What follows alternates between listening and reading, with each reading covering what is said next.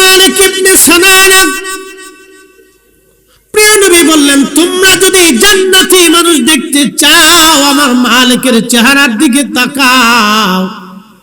আমার মালিক জান্নাতি, কারণ আমার রক্ত যা রক্তের সাথে মিশে যাবে সে জাহান্নামে যেতে পারে না। রে সাহাবীরা, সাহাবী মালিক ইবনে সানানা কিছু সময় পরে সাহাবীরা দেখলেন কাফেররা নবীজির দিকে ধেয়ে আসতেছে। বৃদ্ধ সাহাবী তলোয়ার হাতে নিয়ে, ঢাল হাতে নিয়ে একা শত শত কাফেরদের সাথে যুদ্ধ শুরু করলেন। আল্লাহর নবীকে রক্ষা করতে যাইয়া নিজে জিহাদের ময়দানে যুদ্ধ করে করে সাহাবী শহীদ হয়ে গেলেন। একবার জোরে বলা যাবে কি মারহাবা। আল্লাহুম্মা সাল্লি আলা রাসূল করিম সাল্লাল্লাহু আলাইহি সাল্লাম গোসল যদি নাও করতেন তাও নবীর শরীর মোবারক থেকে মিশকের ঘ্রাণ আসতো। আসতে হয়ে গেল না? জোরে বলবেন সুবহানাল্লাহ। নবীজি ঘামতেন, এই ঘাম থেকে নবীজির শরীর মোবারক থেকে সুঘ্রাণ আসতো, ঘামের ভিতর থেকে সুঘ্রাণ আসতো। আপনি যদি একটানা 7 দিন গোসল না করেন তাহলে আপনার শরীর থেকে পচা দুর্গন্ধ আসতে থাকবে। আপনি দেখবেন যে 2-3 দিন যারা গোসল করে না তাদের শরীর থেকে অটোমেটিক গন্ধ আসতে থাকে। আল্লাহর নবীর শরীর মোবারক থেকে এমনিতেই সুঘ্রাণ আসতো। তারপরে রাসূল বলতেন আমার কাছে 3টা জিনিস প্রিয়। 1 নম্বরে নামাজ, 2 নম্বরে আমার স্ত্রীগণ, 3 নম্বরে সুগন্ধি। একসাথে বলবেন না সুবহানাল্লাহ। 1 নম্বরে কি? নামাজ। জোরে বলেন 1 নম্বরে কি? 1 নম্বরে কি? 2 নম্বরে যার যার স্ত্রী, তার যার যার বিবি সহধর্মিণী, তিনি তার কাছে প্রিয়। 3 নম্বর সুগন্ধি। প্রিয় নবীর শরীর মোবারক থেকে সুঘ্রাণ আসতো, তারপরেও তিনি সুগন্ধি ব্যবহার করতেন। তো কেমন সুঘ্রাণ? 1450 বছর পরেও নবীজির ব্যবহারকৃত প্রয়োজনীয় জিনিসপত্র থেকে এখনো সুঘ্রাণ আসে। যদি বিশ্বাস না করেন তাহলে উহুদে যাবেন, আমি তার রাজ সাক্ষী নিজে। উহুদে যাবেন, দিনে গেলে হবে না, রাত্রে যেতে হবে। যে উহুদের পাহাড়ের ফাঁকা, পাহাড়ের পাশে ফাঁকা জায়গাতে প্রিয় নবীর দন্ত মোবারক শহীদ হওয়ার পরে তিনাকে ফেরেশতারা ধরে নিয়ে এবং কয়েকজন সাহাবার সাহায্যে ওইখানে নিয়ে নবীজিকে বিশ্রাম করানো হয়েছিল। যেখানে দন্ত মোবারক শহীদ হয়েছিলেন সেখানে একটা মসজিদ আছে ছোট্ট। তুর্কিরা এই মসজিদটা আধাহাদি নির্মাণ করে রাখছে। এই মসজিদে নবীজি যোহর এবং আসরের নামাজ আদায় করছিলেন। আসরের পর পর কাফেররা নবীজিকে আক্রমণ করলো পাহাড়ের পিছন দিক থেকে এসে। তো ওইখানে নবীজির দন্ত মোবারক শহীদ হইল। তো নবীজি আহত হওয়ার পরে সাহাবায়ে কেরাম এবং জিবরাইল আলাইহিস সালামের সাহায্যে নবীজিকে ধরে নিয়ে ওই সেই পাহাড়ের মাঝখানের ফাঁকা জায়গাটা নবীজিকে দিয়ে দেওয়া হলো, বসানো হলো। 1450 বছর আগে রাহমাতুল লিল আলামিন নবী আমার ওইখানে বসলেন। আপনি যদি এখনো রাত্রিবেলা যান, উহুদে যাওয়ার পরে দেখবেন ওই ফাঁকা জায়গা, ওইখানে যে যদি আপনি বসেন দেখবেন বাতাসে বাতাসে ওই ফাঁকা জায়গা থেকে আল্লাহর বেহেশতের ঘ্রাণ এখনো আসতে থাকে। আমি নিজে তার রাজ সাক্ষী, আমি উপস্থিত ছিলাম। দীর্ঘ সময় আমি ওখানে বসেছিলাম। এশা পড়ছি আমরা কয়েকজন আলেম, এশা পড়ছি, নফল পড়ছি, বেতের পড়ছি, মিলাদ শরীফ পড়ছি, দোয়া করছি ওখানে বসে থেকে। রাত্রিবেলা শুধু সুঘ্রাণ আসতে থাকে, সুঘ্রাণ আসতে থাকে। শোনেন, আপনাদেরকে একটা আজকে কথা বলি। এই যে আমাদের দেশের কিছু ভাইদের এক ধরনের চিন্তা চেতনা যে আমরা সুন্নিরা যাহা করি এগুলি সব বাতিল, মিথ্যা, আমরা ভুলের মধ্যে আছি, তাদের এই চিন্তা চেতনা। তারা মনে করে আমরা অতিরঞ্চিত করি বা অতিরিক্ত করি। আচ্ছা বলেন তো, 1450 বছর পরেও সেই উহুদের পাহাড় থেকে এখনো সুঘ্রাণ আসে? আপনি আল্লাহকে কি বলবেন যে রব্বি আপনি তো অতিরিক্ত করে ফেললেন? 1450 বছর পরে পাহাড় থেকে সুঘ্রাণ আসার কি প্রয়োজন আছে? এটা বন্ধ করে দেন। আল্লাহ 1450 বছর পরেও পাহাড় থেকে সুঘ্রাণ আনাইয়া আল্লাহ এখনো এই উম্মতকে দেখায় দেয়, দেখো আমার রাসূলের মুজিজা পৃথিবীতে এখনো আছে, আমি তাকে পৃথিবীর শ্রেষ্ঠ সম্মানের আসনে অধিষ্ঠিত করেছি। কথা বলে ঠিক না বেঠিক? আপনাকে বুঝতে হবে কোনো কিছুর অতিরিক্ততাই খারাপ। শানে রাসালাতকে যারা ছোট ছোট করে দেখে তাদের কাছে এগুলি মামুলি বিষয়, কিন্তু আমরা সুন্নিদের কাছে এগুলি মামুলি না, এগুলি মহান নিয়ামত মনে করি। কথা ঠিক কি না? আমরা কি মনে করি? নিয়ামত মনে করি। এমনকি রাসূল করিমের পবিত্র চাদর মুবারকের একটা সুতাকেও আমরা মহামূল্যবান নিয়ামত মনে করে থাকি। কথা কোন ঠিক কি না? হযরতে আমিরে মুয়াবিয়া রাদিয়াল্লাহু আনহু ইন্তেকাল করছেন। ইন্তেকাল করার পরে ওনার কাছে নবীজির নখ মোবারক রাখছেন। কি রাখছে? নখ। নবীজি কাটলেন, রেখে দিয়েছেন, ওটা উনি সংগ্রহ করলেন। নবীজি চুল মোবারক রাখছেন, সংগ্রহ করলেন। এই আরো কিছু চাদর দিয়ে কিছু রাসূলের কারীমের ব্যবহারকৃত বস্তু উনি রেখে দিয়ে উনি ইন্তেকালের সময় সাহাবে কেরাম এবং ওনার অনুসারী যারা ছিলেন তাদেরকে বললেন যে আমার ইন্তেকালের পরে আমার কাফনের ভিতরে তোমরা আল্লাহ রাসূলের এই জিনিসগুলি দিয়ে দিবা। সুবহানাল্লাহ। একসাথে বলবেন না আল্লাহু আকবার? আচ্ছা বলেন তো, তাহলে উনি কি মনে হয় বিরাট বড় শিরকের কাজ করছে, তাই না? কি মনে হয়? উনি কেন করছেন? বরকতের জন্য। সহিহ মুসলিম একটা হাদিস আসছে, এক সাহাবী ইয়ামান থেকে চাদর আনছে। তো ইয়ামানি চাদর আগে খুব বিখ্যাত চাদর ছিল। যেমন আমাদের দেশে কাশ্মীরি চাদরকে আমরা খুব মূল্য দিয়ে থাকি, টাঙ্গাইলের শাড়িকে আমরা খুব প্রাধান্য দিয়ে থাকি, শাহজাদপুরের লুঙ্গিকে আমরা খুব প্রাধান্য দিয়ে থাকি, বগুড়ার দইকে আমরা প্রাধান্য দিয়ে দিই, ফরিদপুরের খেজুরের গুড়কে আপনারা প্রাধান্য দিয়ে থাকেন। এক এক এলাকার এক এক, কুমিল্লার বিখ্যাত সেই রসমালাইকে সারা দেশেই পরিচিত, প্রাধান্য দিয়ে থাকে। এক এক এলাকায় এক একটা জিনিস বিখ্যাত। তো ইয়ামানের চাদর ওই সময় খুব বিখ্যাত ছিল। চাদর এনে আল্লাহ রাসূলকে দিলেন।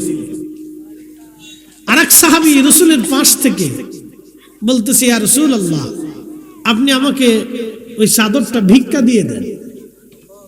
একসাথে বলবেন আল্লাহু আকবার। তো প্রিয় নবীজির আদত ছিল উনি কেউ কিছু চাইলে উনি মাহরুম করতেন না, উনি দিয়ে দিতেন। সাহাবীকে নবী দিয়ে দিলেন চাদর মুবারক। চাদর দিয়ে দেওয়ার পরে অন্যান্য সাহাবীরা বেজার হয়ে গেল। ওই সাহাবীকে ডেকে বললেন, তুমি কি জানো না চাদর নবীর খুব দরকার? তুমি কেন চাদর নিলা? কি জন্য তুমি চাদর নিলা? তুমি তো এটাও জানো চাইলে নবী দিয়ে দিবে। তুমি তো নিজেও জানো চাদর আল্লাহর নবীর প্রয়োজন ছিল।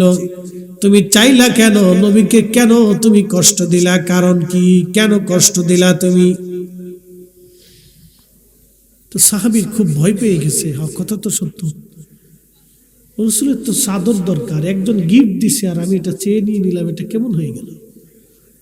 যেমন আপনি যদি আমাকে ধরেন একটা টুপি দিছেন যে হুজুর টুপিটা আপনি নেন, তো একজন এসে বলতেছে হুজুর টুপিটা আমাকে দিয়ে দেন, তা আমি শরম লজ্জা পরেও দিয়ে দিলাম। কিন্তু আমার কাছে একটু হলেও খারাপ লাগবে যে টুপিটা একজন আমাকে গিফট দিল আর উনি নিয়ে নিল, উনি তো অন্য কিছু নিতে পারত। কথা ঠিক আছে না? এই সাহাবী খুব ভয় পাচ্ছে যে হ্যাঁ রাসূলকে কি আমি কষ্ট দিয়ে ফেললাম। আপনি একটু চিন্তা করেন যে আল্লাহর নবীকে সাহাবীরা সামান্য কষ্ট দিতেও ডরাইতো। একসাথে বলবেন আল্লাহু আকবার। আর আমাদের দেশে একদল আছে বুকে হাত বেঁধে নামাজ পড়ে, তারা বলে রাসূলের আব্বা আম্মা কাফের ছিল। নাউযুবিল্লাহ। আচ্ছা বলেন তো, রাসূলের আব্বা আম্মাকে কাফের বলে তারা কি রাসূলকে কথা দিয়ে কষ্ট দেয় নাই? কথা বলেন না কেন? কথা দিয়ে কষ্ট দেয় নাই? আপনি যদি আমাকে এসে বলেন হুজুর ফরিদ সাহেব হুজুর আপনার বাপে চোর ছিল, তাহলে আপনি কি আমাকে কথা দিয়ে কষ্ট দেন নাই? অবশ্যই কষ্ট দিয়েছেন, আপনি আমাকে কথা দিয়ে কষ্ট দিয়েছেন। তো যারা রাসূল কারীমের আব্বা আম্মাকে কাফের জাহান্নামী মনে করে, তারা মূলত রাসূলের আল্লাহর হাবিবকে কথা দিয়ে কষ্ট দেয়। কথা বলেন ঠিক কিনা? আর আমরা যখন বলবো তখন আমরা হয়ে যাই বেদাতি। আমরা তখন বিরাট বড় অপরাধ করে ফেলছি, অনেক বড় গুনাহ করে ফেলছি। কথা বলতে পারবো না, সত্যটা উপস্থাপন করতে পারবো না। প্রিয় হাজিরিন, বল্লভপুরবাসী মনোযোগ দিবেন। আল্লাহর হাবিবের সাহাবী মনে মনে বিরাট বড় ভয় পেয়ে গেলেন, রাসূল কি কষ্ট পেয়ে গেল কিনা। তিনি আল্লাহর নবীর দরজায় গেলেন, নবীজির সামনে যায় বলতেছেন, ইয়া রাসূলুল্লাহ, আপনি আমারে মাফ করে দেন, আমার ভুল হয়ে গেছে। বলে, সাহাবী কি জন্য ক্ষমা চাও? বলি, ইয়া রাসূলুল্লাহ, চাদরটা আপনার খুব প্রয়োজন ছিল, আমি আপনার কাছ থেকে চাদরটা চেয়ে আনছি। নবীজি বললেন, না, আমি কষ্ট পাই নাই, তোমাকে দিয়ে দিলাম, যাও।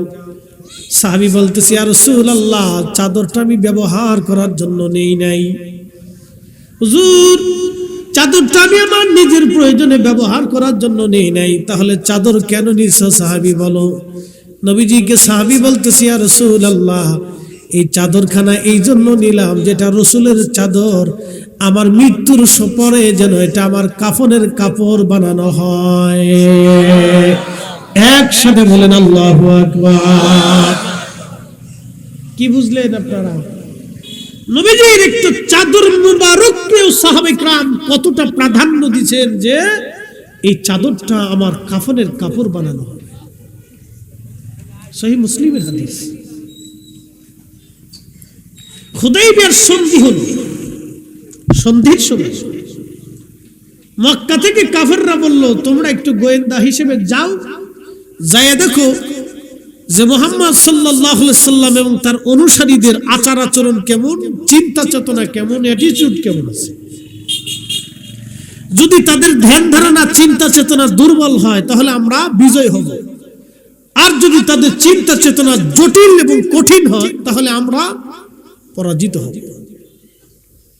তো কয়েকজন কাফের আসছে, আসার পরে দেখলো যে আল্লাহর নবী ওযু করতেছেন। ওযুর পানি অবশিষ্ট পানি, ঘটির ভিতরে বা পাত্রের ভিতরে অবশিষ্ট পানি থাকে না, এই অবশিষ্ট পানি রয়ে গেছে। 1400 সাহাবী। কতশো সাহাবী? 1400 সাহাবী। বুঝে যাবেন সাহাবায়ে کرام কিভাবে রাসূলের দরবারে আদব দেখাইতেন, মহব্বত দেখাইতেন। এবং আমরা যে মহব্বত দেখাই সেজন্য কি আমরা বেদাতি হইলাম কিনা এটা আমাদের বোঝার দরকার। কথা ঠিক কিনা? আমাদের কি দরকার? বুঝার দরকার। অবশিষ্ট পানি, ওযুর পানি পরে রয়েছে।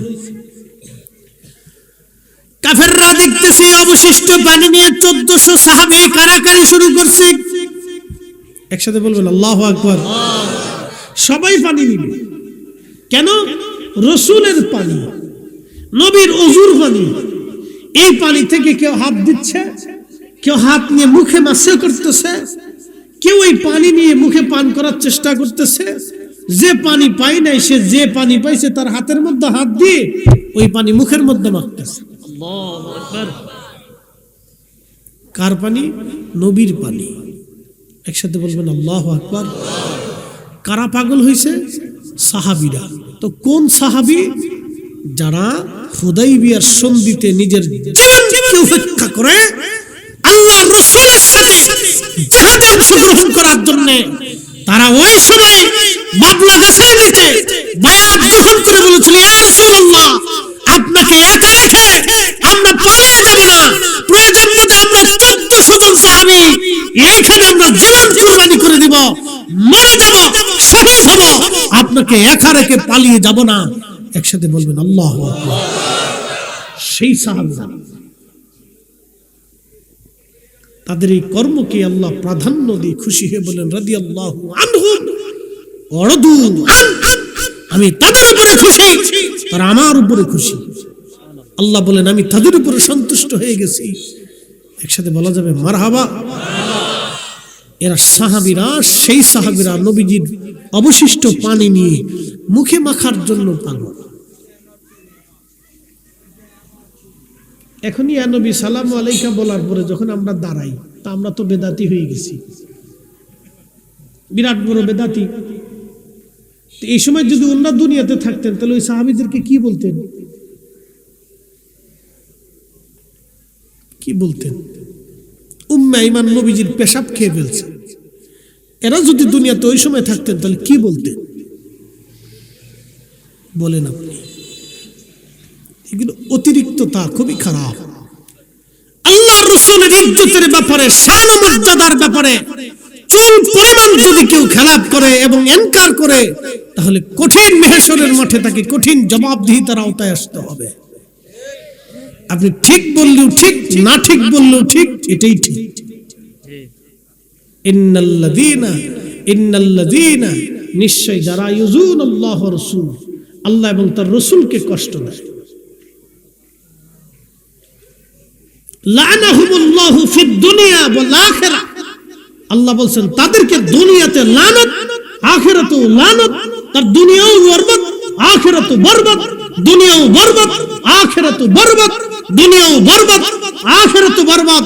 পৃথিবীর কোন যে মুসলমান রাসূলকে তাজিম করে সালাম দেয়, নবীর ইজ্জত সম্মানে যে সতর্ক, তাকে পিটাইলেও সে বলবে না রাসূলের আব্বা আম্মা কাফের ছিল, তাকে মারলেও সে বলবে না রাসূলের আব্বা আম্মা কাফের ছিল, তাকে পিটাইলেও কখনো বলবে না রাসূলের আব্বা আম্মা জাহান্নামী। এই কথা সে বলতেই পারবে না, সে বলবেই না, তার জবান থেকে আসবেই না।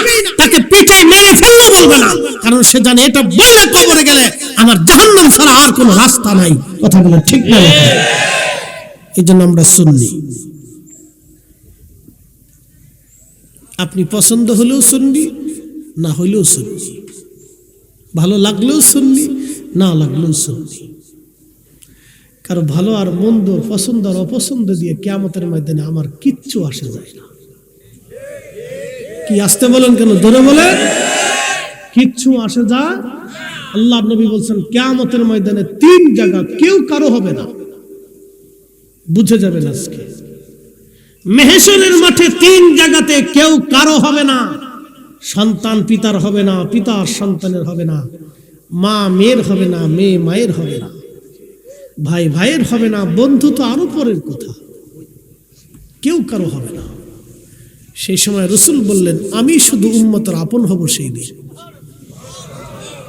আসতে হয়ে গেল না? জোরে বলবেন। আপন কি হবে?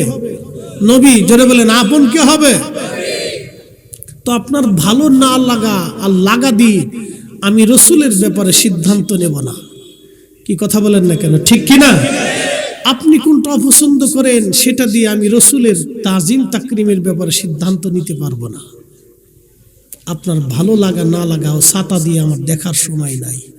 মাহশরে আল্লাহর নবীর সামনে প্রত্যেকটা উম্মতকে দাঁড়াবে, কি শাইখুল হাদিস, কি আজহার, কি মক্কা, কি মদিনা, পৃথিবীর সবচেয়ে বড় আলেম সেদিন রাসূলের সামনে মাথা নত করে থরথর থরথর করে কাঁপতে থাকবে। যদি রাসূল কবুল করে তাহলে সে সাকসেস হবে, যদি নবী কবুল না করে পৃথিবীর কোনো শক্তি নেই তাকে আল্লাহর দরজা পর্যন্ত পৌঁছাই দিবে। যদি রাসূল কবুল করে একজন রিকশাওয়ালাকে, তাহলে সে হবে শাহানশাহ। যদি রাসূল কবুল না করে তাহলে সেই দিন দুনিয়ার বাদশারা হবে, সেই দিন অপমানিত, অপদস্থ এবং লাঞ্ছিত, বঞ্চিত। আর আল্লাহর নবী যদি দুনিয়াতে কোনো উম্মতকে কবুল করে তাহলে সে হবে আখিরাতে বাদশা। কথা বলেন ঠিক না বেটা? আপনাকে বুঝে তারপরে কবরে যেতে হবে। আমাকে আপনাকে বুঝে কবরে যাওয়াটা বুদ্ধিমানের কাজ।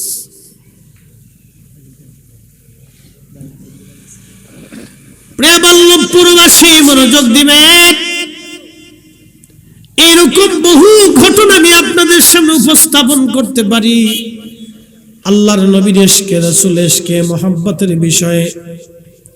যে উহুদের কথা বলছিলাম, এই উহুদের মাঠে একজন সাহাবী শহীদ হয়ে গেলেন। তার নাম হযরতে মালিক ইবনে সানানা। যারা হজে গেছেন, উমরায় গেছেন, তারা দেখবেন মালিক ইবনে সানানার শহীদ হওয়ার জায়গা হলো যেখানে নবীজি দন্ত মোবারক শহীদ হলো। ওইখান থেকে নবীজিকে নিয়ে যাওয়ার জন্য পাহাড়ে নিয়ে যাবে। সাহাবে কেরাম ঘিরে ফেললেন নবীকে। যাতে কাফেররা নবীকে আর আঘাত করতে না পারে, কষ্ট দিতে না পারে। শুধু দন্ত শহীদ হয় নাই, প্রিয় নবীজির মাথা মোবারক কেটে হেলমেটটা মাথার ভিতরে কড়া ঢুকে গেল। হেলমেটের ভিতরে যে কড়া ছিল, এই কড়াটা মাথা মোবারকের মধ্যে ঢুকে যে একবারে হাড় পর্যন্ত চলে গেল, গোশত ভেদ করে হাড়ে চলে গেল। কড়াটা ভেঙ্গে মাথা মোবারকের সঙ্গে লেগে রইল। এই সময় কোন সাহাবী কড়াটা বের করতে পারতেছে না। আল্লাহর হাবিবের বিরাট বড় কষ্ট হচ্ছে, কারণ এই কড়াটা বের করতে না পারলে নবীর কষ্ট হবে। মালিক ইবনে সানানা রাদিয়াল্লাহু তাআলা আনহু, ঠিক এই সময় এক সাহাবী দৌড়ায় এসে নবীজির মাথা মোবারকের ভিতর থেকে লোহার কড়াটা কামড় দিয়ে ধরে একটা টান দিয়ে কড়া বের করে নিয়ে আসলেন। কড়াটা বের করে নিয়ে আসার পরে আল্লাহর নবীজির দন্ত মাথা মোবারক থেকে রক্তগুলি গড়িয়ে গড়িয়ে গড়িয়ে গড়িয়ে পড়তেছিল। মালিক ইবনে সানানা দৌড়ে এসে নিজের জিহ্বাখানা দিয়ে চেটে চেটে চেটে চেটে রক্ত পরিষ্কার করতেছিলেন। মালিক ইবনে সানানার চিন্তা হলো, যদি কাপড় দিয়ে ওই সময় নবীজির রক্ত মোবারক মাখি এবং মুছতে থাকি তাহলে নবীজির কষ্ট হয়ে যাবে, নবীজি ব্যথা পাবে, যন্ত্রণা বাড়বে। আর যদি সালার চট দিয়ে ছাই দিয়ে মুছতে যায় তাহলে আল্লাহর নবীর আরো কষ্ট হবে, রক্ত বন্ধ করার দরকার। কিন্তু মালিক ইবনে সানানা তিনি তার জিহ্বাখানা লাগায়া চেটে চেটে রক্তগুলি তিনি পরিষ্কার করতেছিলেন আর খেয়ে ফেলতেছিলেন। ঠিক তখনই সাহাবী পিছন দিক থেকে বলেন, মালিক তুমি কি জানো না রক্ত পান করা হারাম? তুমি রক্তগুলি ফেলে দাও। মালিক ইবনে সানানা দেখে বলল, সাহাবীরা জীবন চলে যাবে, আমার রাসূলের কারীমের রক্ত জমিনে পড়তে দেব না। একসাথে জোরে বলা যাবে কি আল্লাহু আকবার। ইশকে রাসূল আপনি ছোট করে দেখার কোনো সুযোগ নেই, দেখবেন তো মরবেন। রাসূল কারীমের শানকে ছোট করে দেখবেন, আপনি যে বাপের পুতি হন, বাংলাদেশের সবচেয়ে বড় সাইকুল হাদিসের পোলা হলেও কাজ হবে না। আপনি বাংলাদেশ কেন, পৃথিবীর সবচেয়ে বড় সাইকুল হাদিস হলেও কাজ হবে না, মক্কার ইমাম হলেও কাজ হবে না। এটা মনে রাখবেন, কারণ আমরা মক্কার ইমামকে দিয়ে মক্কা চিনি না, বরং মক্কা দিয়ে ইমাম চিনি। কথা বল না কেন? আমরা মদিনার ইমামকে চিনি না, বরং মদিনা দিয়ে মদিনার ইমামকে আমরা মর্যাদা দেই, ঠিক কিনা? মদিনার ইমাম দিয়ে মদিনা চিনি না, আর মদিনাকে আমরা চিনি না যদি মদিনাওয়ালা না থাকে। আমরা মদিনাওয়ালাকে দিয়ে মদিনাকে চিনি। আমরা রাসূলকে দিয়ে মদিনা চিনি, মদিনা দিয়ে রাসূল চিনি না। আমরা কিয়ামতের ময়দানে নাজাত পাবো রাসূল দিয়া, মদিনা দিয়ে নাজাত হবে না, নবী দিয়ে নাজাত হবে। কি কথা বল না কেন? কি দিয়ে নাজাত হবে? রাসূল দিয়ে নাজাত হবে। সূত্র বুঝে যাবেন। আমরা মদিনার ইমাম মক্কার ইমাম চিনি না মক্কা মদিনা ছাড়া, আর মক্কা মদিনাও বুঝি না রাসূল ছাড়া। কি কথা বল না কেন? ঠিক কিনা? আমরা এই নামাজ পেয়েছি এটা রাসূল দিয়ে, আযান পেয়েছি রাসূল দিয়ে, ঈমান পেয়েছি রাসূল দিয়ে, কোরআন পেয়েছি রাসূল দিয়ে, দ্বীন পেয়েছি রাসূল দিয়ে, হাসরে নাজাত হবে রাসূল দিয়ে। ঠিক। আপনি সূত্র যদি বুঝেন তাহলে সহজ, আর যদি না বুঝেন তাহলে অঙ্ক সারা দিন কষবেন, সারা রাত কষবেন, পৃথিবীর সব খাতা শেষ করবেন, কলমও শেষ হয়ে যাবে, কিন্তু অঙ্ক মিলবে না। আর যদি সূত্র বুঝেন তাহলে এক পৃষ্ঠাই যথেষ্ট, সামান্য কালিতেই হয়ে যাবে। ঠিক দুনিয়া থেকে আল্লাহ রাসূলের ইশকের সূত্র যদি বুঝে যেতে পারেন তাহলে অল্প কালিতেই সাকসেস হতে পারবেন। আর নতুবা সারা জীবন তাহাজ্জুদ পড়বেন, একটা সেজদাও আল্লাহর দরবারে কবুল হবে না। এই জন্য আকাবির যারা ছিলেন, আউলিয়া কেরাম যারা ছিলেন, তারা দেখতেন শানে রিসালাতে নবীর কদমের মুহতাজ থাকতেন, গোলামি করতেন। বল্লভপুরবাসী, কুমিল্লাবাসী মনোযোগ দিবেন। সাহাবী রাসূল, বৃদ্ধ সাহাবী মালিক ইবনে সানানা, তিনি তখন বয়োবৃদ্ধ সাহাবী, বয়স্ক হয়ে গেছেন, বয়স হয়ে গেছে। বৃদ্ধ মানুষটা নবীকে ঢালের মতো রসুলকে আগলে ধরে রেখেছিলেন, রক্ত চেটে চেটে পান করতেছেন। পাশ থেকে সাহাবী ডাক দিয়ে বললেন, মালিক রক্ত তুমি ফেলে দাও। মালিক ইবনে সানানা বললেন, রসুলের রক্ত জমিনে পড়তে দেব না, নবী রক্ত জমিনে পড়তে দেব না, রসুলের রক্ত জমিনে পড়তে দেব না, আমি বেঁচে থাকতে নবীর রক্ত উহুদের জমিনে পড়তে দেব না। শুধু একটা শব্দ, বেঁচে থাকতে রাসূল কারীমের রক্ত জমিনে পড়তে দেব না, আমি মালিক থাকতে হতে পারে না। আপনি বুঝতে পারছেন ইশকে রাসূল? আপনি এখানে বুঝে যান। আমরা কিয়াম করলে তো আপনার কাছে খুব খারাপ লাগে, যে মনে বিরাট বড় ভুল করে দিয়েছি। আমরা কিয়াম করি কি দুনিয়ার মানুষকে সম্মান করার জন্য? এখানে কি আমাদের ভিন্ন কোনো উদ্দেশ্য থাকে? একটা উদ্দেশ্য, রাসূলকে তাজিম করার জন্য। কি কথা ঠিক কিনা? ভিন্ন আর কোনো উদ্দেশ্য আমাদের থাকে না, একটা উদ্দেশ্য নেই, শুধু রাসূলকে তাজিম করার জন্য। শুধু রাসূলকে কেন্দ্র করে আমরা কিয়াম করি, আর কোনো উদ্দেশ্য থাকে না। মেম্বারি, চেয়ারম্যানি, দুনিয়া, টাকা পয়সা, কোনো কিছু উদ্দেশ্য থাকে না। উদ্দেশ্য থাকে একটাই, রাসূলকে সম্মান করার জন্য। এই জন্য শেখ আব্দুল হক মুহাদ্দিস দেহলভী তিনি তিনার কিতাবের ভিতরে আখবারুল আখইয়ারের ৫ম খণ্ডে মুনাজাতে বদরগাহে কাদিউল হাদাতের ভিতরে তিনি লিখছেন, ইয়া রাব্বি, আমি একটা আমল করি, তোমার রাসূলের শানে মিলাদ করি, কিয়াম করি, শুধুমাত্র তোমার রাসূলকে কেন্দ্র করে। এখানে আমার দুনিয়ার অন্য কোনো চিন্তা চেতনা থাকে না। বাচ্চাদেরকে সরিয়ে দেয়, শয়তান ভিতরে ঢুকতে না পেরে বাচ্চা লেলাই দিচ্ছে। আবার দেখবেন কত সময় সুযোগ না পাইলে ২-৪কে কুত্তা লেলাই দিবে, ধূপ করে দুনিয়া স্টেজের নিচে মারামারি করে। এরকম আছে আমার জীবনে বহু ঘটনা। এরকম কোথাও কোনো কিচ্ছু নাই, সারা শব্দ নেই, ২ কুত্তারে দাবরা একটারে ফিডে লই আইছি স্টেজের পিছনে মারামারি। এত জায়গা থাকতে তুই স্টেজের পিছনে আইলি কে? কি কথা খারাপ করছি? এত জায়গা থাকতে কুত্তারে শয়তান লড়াইয়া স্টেজের পিছনে লই আইছি, তার মানে ওয়াজের ব্যাঘাত করার জন্য। কারণ শ্রোতা যখন ওয়াজ শোনে, বক্তা যখন ওয়াজ করে, তখন দোনোজনের রূহ একদিকে থাকতে হয়, দোনোজনের কাল্ব একদিকে থাকতে হয়। আচ্ছা বলেন তো, আপনারা এখন যদি সবাই ওইদিকে ঘুরে বসেন আর আমি আপনাদের পিছনের দিক দিয়ে ওয়াজ করি, তাহলে কেমন হবে? আকর্ষণ হবে? আকর্ষণ হবে না। এখন আপনারা আমার কেবলা, আমি আপনাদের কেবলা। কেবলা শব্দের অর্থ হলো দিক বা লক্ষ্যবস্তু। আপনারা আমার লক্ষ্যবস্তু, আপনারা আমাকে লক্ষ্যবস্তু বানাইছে। যে হুজুর কি বলে শুনবো, আর আমার চিন্তা হলো আমি শ্রোতাদেরকে কি শোনাইতেছি, শ্রোতারা শুনতেছে কিনা বা মনোযোগী কিনা। আমরা যখন ক্লাস করতাম তখন হুজুররা দেখতো যে আমরা মনোযোগী কিনা।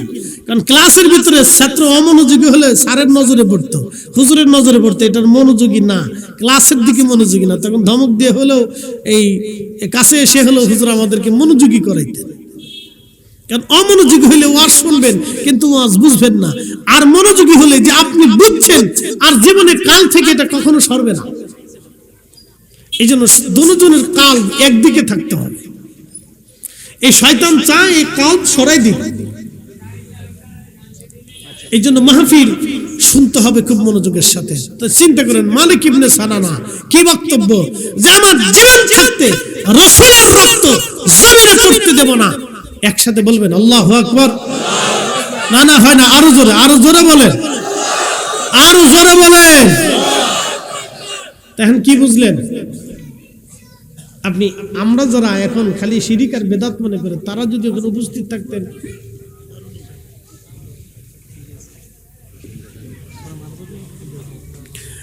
আল্লাহর নবী ডাক দিয়ে বললেন, সাহাবীরা তোমরা যদি জান্নাতে কোনো মানুষ দেখতে চাও তাহলে আমার মালিকের চেহারার দিকে তাকাও। হয় না, হয় না, আরো জোরে, আরো জোরে। কি মানুষ? একসাথে জোরে, এখান থেকে মাসলা আসবে। কি মানুষ? জান্নাতে। জোরে বলেন, কি মানুষ? জান্নাতে। কেন? নবী বলেন, আমার রক্ত যার রক্তের সাথে মিশে গেছে সে জাহান্নামে যেতে পারে না। আরো জোরে, জোরে, জোরে, জোরে, জোরে। কার রক্ত? রাসূলের রক্ত। জোরে বলেন, কার রক্ত? তাহলে যে রাসূল মায়ের রেহেমের ভিতরে ছিল, সেই মা কি করে জাহান্নামে যায়? বলেন আমাকে, বলেন, আপনি আমাকে বলে দেন। যে রাসূল যে মায়ের রেহেমে ছিলেন সেই মা কি করে জাহান্নামে যায়? যেই নবী যেই রেহেমের মধ্যে ছিল সেই মা কি করে পাথরের সামনে সিজদা করে? যেই বাবার নসল দিয়ে নবী পৃথিবীতে আসছে, তাহলে সেই বাবা কেন কি করে মূর্তির সামনে মাথা নত করে? বলেন, আপনি আমাকে বলে দেন। মদিনা থেকে পড়ে আসছে না, আরে মক্কা থেকে পড়ে আসছে না। মক্কাতে তো আবু জেহেলও ছিল, কি কথা কন না কেন? আবু লাহাব ছিল, উতবা ছিল, সাইবা ছিল, মুগিরা ছিল, তারা কুরাইশ বংশের ছিল। তাতে কি হয়েছে? ইয়াজিদও ছিল, সে তো কুরাইশ বংশের, উমাইয়া শাখার। নবী বলতেন হালাকাতু উম্মতি আলা ইয়াদি গালমাতিন মিন কুরাইশ। কুরাইশ বংশের যুবকের মাধ্যমে আমার উম্মত ধ্বংস হবে, আমার উম্মত ধ্বংস হবে। এই কুরাইশ বংশের এক যুবকের মাধ্যমে আমার উম্মত ধ্বংস হবে। এই হাদিস যিনি বর্ণনা করছেন তিনি আবু হুরায়রা রাদিয়াল্লাহু আনহু। আল্লামা ইমাম হাজার আসকালানী ফাতহুল বারি শরহে বুখারীর মধ্যে তিনি লিখেছেন, এই হাদিসের ব্যাখ্যা করতে যেয়া ফাতহুল বারিতে ইমাম হাজার আসকালানী আশ-শাফিঈ পৃথিবীর 4 মুহাদ্দিসের এক মুহাদ্দিস, 4 হাদিস বিশারদের এক হাদিস বিশারদ ইমাম হাজার আসকালানী তিনি লিখতেছেন, হযরত আবু হুরায়রা মাঝে মধ্যে দুয়াতে বাজারে বাজারে ঘুরতেন আর বলতেন, আল্লাহুম্মা লা তুদরিকনি সানাতুস সিত্তিনা ওয়ালা ইমারাতুস সিবিয়ান। আল্লাহ, তুমি আমাকে 60 হিজরির সেই যুবকের শাসন থেকে তুমি আমাকে বাঁচাও।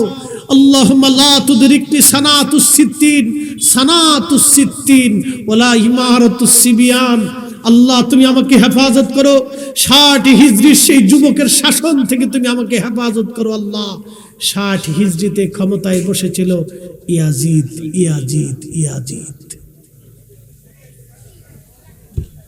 বুঝতে পারছেন?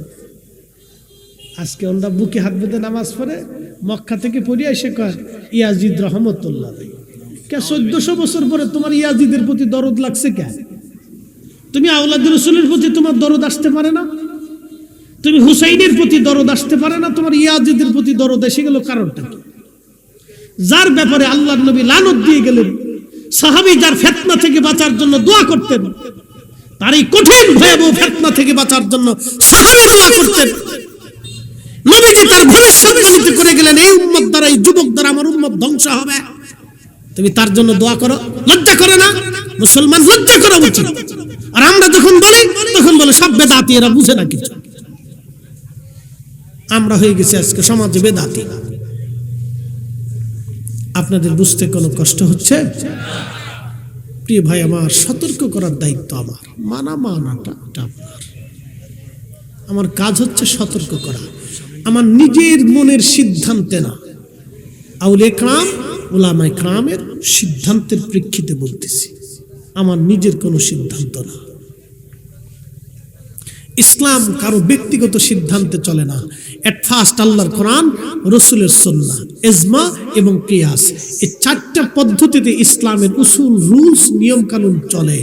একসাথে বলবেন না মারহাবা? একসাথে বলেন, কয় পদ্ধতিতে? 4, কোরআন, সুন্নাহ, ইজমা, কিয়াস। কোরআন, সুন্নাহ, ইজমা, কিয়াস। আর একদল আছে তারা ইজমা মানে না, কিয়াসও মানে না। হ্যাঁ, আবার নানান যুক্তি।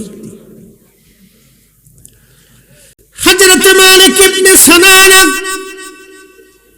প্রিয় নবী বললেন, তোমরা যদি জান্নাতি মানুষ দেখতে চাও, আমার মালিকের চেহারার দিকে তাকাও।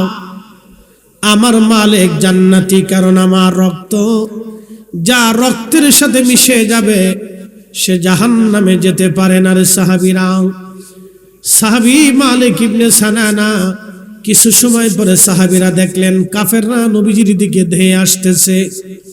বৃদ্ধ সাহাবী তলোয়ার হাতে নিয়ে, ঢাল হাতে নিয়ে একা শত শত কাফেরদের সাথে যুদ্ধ শুরু করলেন। আল্লাহর নবীকে রক্ষা করতে যাইয়া নিজে জিহাদের ময়দানে যুদ্ধ করে করে সাহাবী শহীদ হয়ে গেলেন। একবার জোরে বলা যাবে কি মারহাবা? আল্লাহুম্মা সাল্লি আলা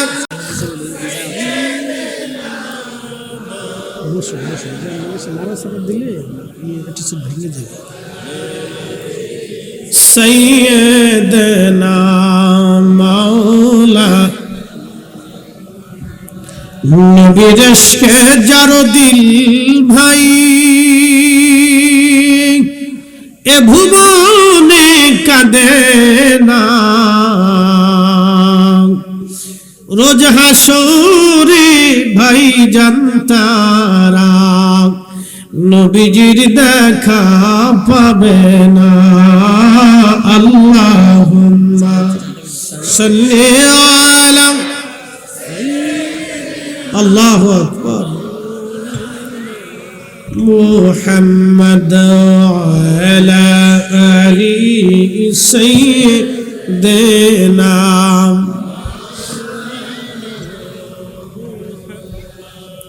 এই যে দুরূদ শরীফ পড়লেন, এই দুরূদ শরীফটা হলো এই আপনাদের পক্ষ থেকে আল্লাহর রাসূলের জন্য হাদিয়া স্বরূপ। দুরূদ শরীফ পড়ার সাথে সাথে আর দেরি হয় নাই, সেকেন্ডের মধ্যে আমার নবীজির রওজা মুবারকে পৌঁছাই গেছে। ফেরেশতা বলে, হুজুর আব্দুল করিমের বেটা আব্দুর রহিম বাংলাদেশের কুমিল্লার বল্লভপুরের বাইতুল নূর জামে মসজিদের মাঠে বসে তারা ওয়াজ শুনতেছে। এই ওয়াজের মাঠে তারা আপনি নবীর শানে দুরূদ পাঠিয়েছে। আজকের মাহফিলের সংবাদটাও আমার রাসূলের কারীমের দরবারে চলে গেল। এই জন্য আমরা সুন্নিরা মাঝে মধ্যে দুরূদ শরীফ আপনাদেরকে পড়াই। এই জন্য আবু বকর সিদ্দিক ফুরফুরাবি আল কুরাইশি রাহমাতুল্লাহি আলাইহি দুরূদ শরীফ পড়ায় গেছেন। বসিরহাটি আল্লামা রুহুল আমিন বসিরহাটি রাহমাতুল্লাহি আলাইহি মাহফিলের ভিতরে ভিতরে দুরূদ পড়াইতেন। হযরত শাহ সুফি ফতেহ আলী রাসূলুল্লাহ রাহমাতুল্লাহি আলাইহি মাহফিলে দুরূদ শরীফ পড়াইতেন। হযরত মুজাদ্দিদ আল ফসানি সিরহিন্দির পর থেকে শেখ আব্দুল হক মুহাদ্দিস দেহলভী রাহমাতুল্লাহি আলাইহি নবীর মিলাদের মাহফিল কায়েম করিয়া দুরূদ ও সালাম মিলাদ কিয়াম করাইতেন, দুরূদ ও সালাম পাঠ করাইতেন। কারণ এই দুরূদ সালাম যেখানে হয় আমার আল্লাহর পক্ষ থেকে নগদ নগদ রহমত আসে, বাকি ঝুঁকি কোনো কাজ নাই। দুরূদের হাদিয়া আল্লাহর উম্মত নগদ নগদ দেয়, আর আল্লাহর পক্ষ থেকে বান্দার জন্য নগদ নগদ আসে, এখানে কোনো বাকি ঝুঁকি না।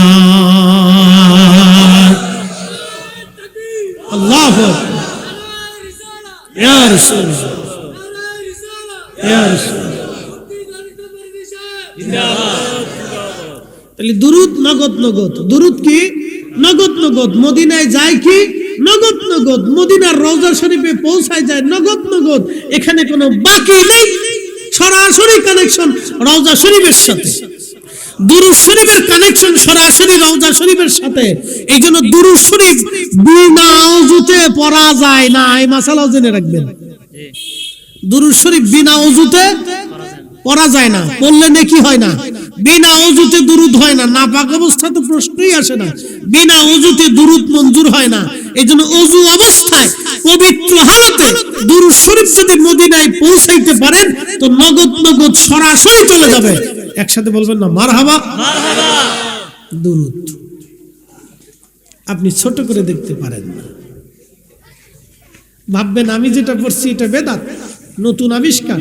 তাহলে বলেন আল্লাহুম্মা কি আবিষ্কার করছে, সাল্লি আলা কি আবিষ্কার করলো, সাইয়্যিদেনা মাওলানা মুহাম্মদ ওয়া আলা আলে সাইয়্যিদেনা মাওলানা মুহাম্মদ, এই শব্দগুলি বাংলার হুজুররা বানায় নাই, এটা মদিনা থেকেই আসছে। কি কথা বল না কেন? আল্লাহুম্মা কি আমরা বানাইছি, সাল্লি আলা কি আমরা বানাইছি? এটা মদিনার দেওয়া শব্দ, এটা আমাদের দেওয়া শব্দ না। শব্দ মদিনার দেওয়া, বাংলাদেশের আবু বকর সিদ্দিক ফুরফুরাবি বানায় নাই, মুজাদ্দিদ আল ফুসানি সিরহিন্দি বানায় নাই, শেখ আব্দুল হক মুহাদ্দিস দেহলভী বানায় নাই, ফতেহ আলী রাসূলুল্লাহ বানায় নাই, এটা ইমাম আলে হযরত বানায় নাই, এটা কোন আলেম বানায় নাই, কারামতুল ইসলাম গুরু বানায় নাই, এটা মদিনার দেওয়া শব্দ। ঠিক। আল্লাহুম্মা সাল্লি আলা সাইয়্যিদিনা মাওলানা মুহাম্মদ, এটা আমাদের বানানো শব্দ না, এটা মদিনার দেওয়া শব্দ। বুঝতে হবে। আল্লাহ আমাদেরকে এই শব্দগুলি বোঝার তৌফিক দিক বলে না। এই শব্দ দিয়ে দুরূদ পড়তে পারেন, সাল্লাল্লাহু আলাইহি ওয়াসাল্লাম, এই শব্দ দিয়েও পড়তে পারেন। বহু দুরূদ আছে। হাফেজ ইবনে কাইয়্যিম জালাউল আফহামের ভিতরে প্রায় 29 ধরনের দুরূদ লিখছেন, আমার ঘরে আছে। ইবনে কাইয়্যিম জৌজি 29 প্রকারের দুরূদ লিখছেন, 29 ধরনের। আল্লামা মুহাম্মদ ইবনে সুলাইমান জাজুলি লিখছেন 500 প্রকারের দুরূদ। একসাথে বলবেন না মারহাবা? সব শব্দমালা মদিনার থেকে আসা। আপনি সুন্দর সুন্দর শব্দমালা দিয়ে আল্লাহ রাসূলের শানে দুরূদ পড়তে পারেন। আচ্ছা, আমার দিকে তাকাবেন, একটু কথা শুনবেন। রাসূলের সাহাবী হাসান বিন সাবিত তিনি নবীর প্রশংসা করতেন আরবি শব্দমালা দিয়ে। ইন্নাকা ওয়ালিতা মুবাররান মিন কুল্লি আইব কাআন্নাকা কদ খুলিকতা কামা তাশা ওয়া দাম্মাল ইলাহু ইসমান নবী বিইসমিহি ইযা ক্বালা ফিল খামসিল মুআজ্জিন আশহাদ ওয়া শাক্কা লাহু লিয়ুযিল্লাহু ফাজুল আরশি মাহমুদুন ওয়া হাদা মুহাম্মদ সাল্লাল্লাহু আলাইহি ওয়াসাল্লাম। আচ্ছা, আমাদের দেশে অনেক ভাইরা বলে না যে তোমরা নবীজির নাম শুনে চুমা খাও, বলে যে নবীজির নাম শুনে যে চুমা খান, তাহলে আল্লাহ বড় না নবী বড়? তো সবাই বলে আল্লাহ বড়, তাহলে আল্লাহর নাম শুনে কেন চুমা খান না? যুক্তিকতা আছে না? আমার এই ভাইয়ের যুক্তি সুন্দর। যুক্তি কি সুন্দর, আমি অসুন্দর বলতেছি না। তিনি তিনার দৃষ্টিভঙ্গি থেকে যুক্তি দিতেই পারেন, তার দেওয়ার অধিকার আছে। আমি অধিকারকে ক্ষুণ্ণ করতেছি না, তার অধিকার আছে, তিনি দিতে পারেন। কিন্তু মূলত কি আমি আপনাদেরকে এখন বুঝাই, খুব মনোযোগ দেবেন। এই মাসালা অত্যন্ত সহজ এবং সুন্দর। আপনাদেরকে বলি যে আল্লাহ নাম বাদ দিয়ে আমরা রসুল নামে চুমা কেন খাই না? কি কথা আছে না যে আল্লাহর নাম তো শ্রেষ্ঠ। শ্রেষ্ঠ কার নাম? আল্লাহর নাম শ্রেষ্ঠ না? আল্লাহর কত নাম আছে? আল্লাহ আছে, রহমান আছে, রহিম আছে, করিম আছে, সত্তার আছে, জব্বার আছে, খালিক আছে, বার আছে। আল্লাহর কত সুন্দর সুন্দর নাম আছে। আপনি এই নামে চুমা না খাইয়া রসুল নামে চুমা খান, কারণটা কি? কথা সুন্দর, আমার এই ভাইয়ের যুক্তিও সুন্দর। কিন্তু আজকে একটা কথা শুনে যান, রসুল নামটা আসলো কোথা থেকে? এই কথাটা ভেঙে দিয়েছেন 1450 বছর আগে হাসান বিন সাবিত রাদিয়াল্লাহু আনহু হাজার হাজার সাহাবীদের মজলিসে, মসজিদে নববীতে মিম্বরে দাঁড়াইয়া বলতেন, ওয়া শাক্কা লাহু লিয়ুযিল্লাহু ফাজুল আরশি মাহমুদুন ওয়া হাযা মুহাম্মদ। হাসান বিন সাবিত দেখে বলেন, ইয়া রাসূলুল্লাহ, আল্লাহ পাকের আরশের অধিপতি আমার মালিক আল্লাহর একটা নাম আছে মাহমুদ। মাহমুদ আল্লাহর একটা নাম আছে, সিফাতি নাম মাহমুদ। ওয়া শাক্কা লাহু লিয়ুযিল্লাহু ফাজুল আরশি মাহমুদুন, আল্লাহর একটা সিফাতি নাম আছে, আরশের অধিপতির নাম মাহমুদ। এই মাহমুদ শব্দ থেকে আপনি নবীর নাম রাখা হয়েছে ওয়া হাযা মুহাম্মদ, আল্লাহর নাম থেকে নবীর নাম রাখা হলো মুহাম্মদ। একবার জোরে বলা যাবে কি মারহাবা? তাহলে বলেন, আল্লাহ নামে চুমা খাইলে, দুঃখিত, নবীর নামে চুমা খাইলে মূলত আল্লাহর নামেই চুমা খাওয়া হয়। কি কথা কন না কেন? জোরে বলেন, কথা বুঝেন নাই? নবীর নাম কার নাম থেকে? আল্লাহ নাম থেকে। জোরে বলেন, নবীর নাম কার নাম থেকে? আল্লাহ নাম থেকে। তাহলে নবীর নামে চুমা লাগাইলে মূলত আল্লাহর নামেই চুমা লাগানো হয়। একসাথে বলবেন আল্লাহু আকবার। আচ্ছা, মক্কার নাম কি? মক্কা আগে নাম ছিল কি? বাক্কা। ইন্না আউওয়ালা বাইতিন উদিআ লিন-নাসি লাল্লাযী বিবাক্কা, লাল্লাযী বিবাক্কাতাম মুবারাকান হুদাল লিল আলামিন। এজন্য মক্কা মক্কার সমস্ত মক্কাকে কেন্দ্র করে পৃথিবীর সব মসজিদের মা হচ্ছে মক্কা, সমস্ত মসজিদের মূল হচ্ছে মক্কা। মক্কাকে কেন্দ্র করে তাম পৃথিবীর সব মসজিদ মক্কাকে কেন্দ্র করে। এজন্য মসজিদকে কেন্দ্র করে আল্লাহ হেদায়েত পৃথিবীতে চালু রাখছে। এজন্য আপনার বাড়ি মসজিদ তৈরি করা মূলত মক্কার খেদমত করা, আপনার বাড়ির মসজিদকে সম্মান করা মূলত মক্কাকে সম্মান করা। এজন্য খোদার ঘর মসজিদে আপনারা জুতা পাই দিয়ে যান না।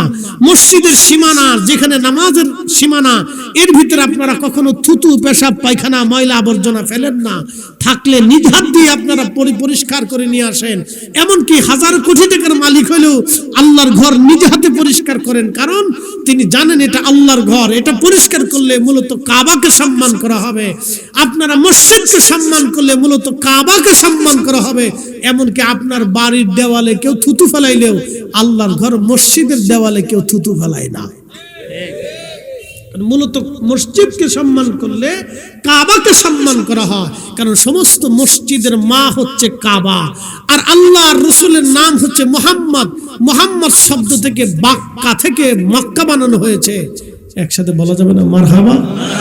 আর আল্লাহর নাম হচ্ছে মাহমুদ। এই সিফাতি নাম থেকে নবীজির নাম রাখা হয়েছে মুহাম্মদ। এজন্য নবীর নামে চুমা লাগাইলে আল্লাহর নামে সুমা লাগানো হয়ে যায়। নবীকে তাজিম করলে আল্লাহকে তাজিম করা হয়ে যায়। কথা বুঝাইতে পারছি আপনাদেরকে? একবারে সহজ।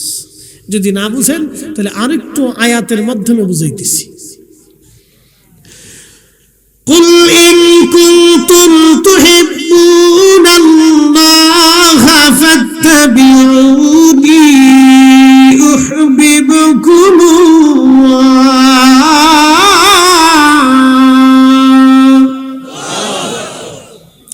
قل হুজুর আপনি বলে দেন, ইন কুনতুম তুহিব্বুন আল্লাহ, চূড়ান্ত ভাবে, একেবারে চূড়ান্ত পর্যায়ে কেউ যদি আমি আল্লাহকে ভালোবাসতে চায়, কেউ যদি চূড়ান্ত ভাবে আমি আল্লাহকে ভালোবাসতে চায়, হুজুর ফাত্তাবিউনি, চূড়ান্ত ভাবে সেজন্য আপনি নবীকেই মেনে নেয়।